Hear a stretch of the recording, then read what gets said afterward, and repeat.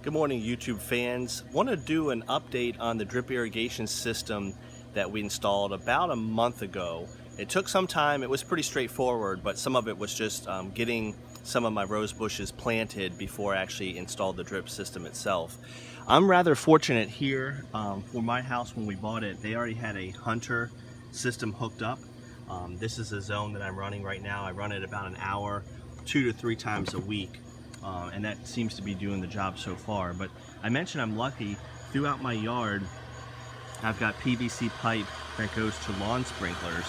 Then I have a shallow well pump that produces water through those sprinklers.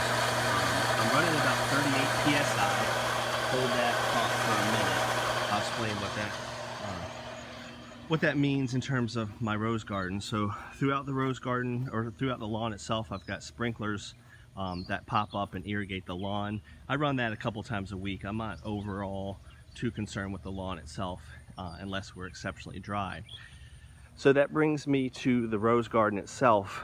With those underground sprinklers, I was able to cap off one of them and convert it to drip. So anything in the zone itself was capped off, and I've got some markers here so that I don't run it over. I still don't have it buried. So this has actually been converted to drip, and the bottom part has been buried. Then the rest of the zone has been capped off. So by doing that, I've been able to use the underground system itself to water the whole rose garden. So all of these are on drip right now. You can see I did a video before on what it looked like. Overall, pretty happy with the drip system. They are pressure compensating emitters.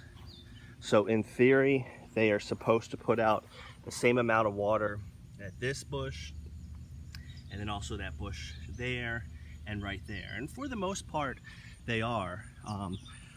So overall, pretty happy with it. I mentioned that PSI of 38. At that rate, these should be putting out 6 to 7 gallons an hour. I think it might be falling a little short of that. When I get some time, I'm going to measure and see how much it's actually putting out. But again, overall, the concept is working out. You notice it does it in a circular shaped pattern. So it's getting the whole rose bush watered, and I don't have to worry about it. So far so good. A couple minor things I've noticed. This is at the end of the line. These are the climbers, Dublin Bay. And it has very good pressure.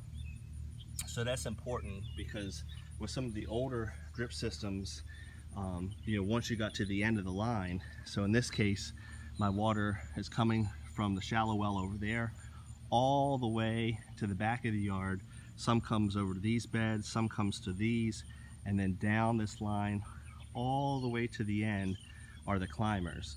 And the old system, the end of the line would produce less pressure, less water. But so far with these pressure compensating shrubblers, is what they're called, they seem to be putting out the same amount of water.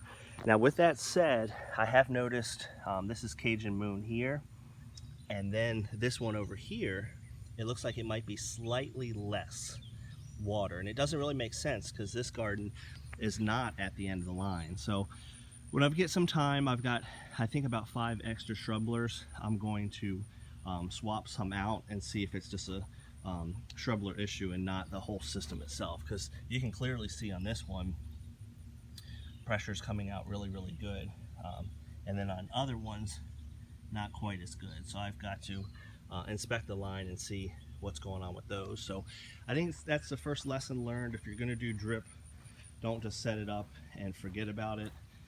Inspect your lines, see what's going on with them, and are they putting out the amount of water that you want? Because you can see that one there is looking quite nice.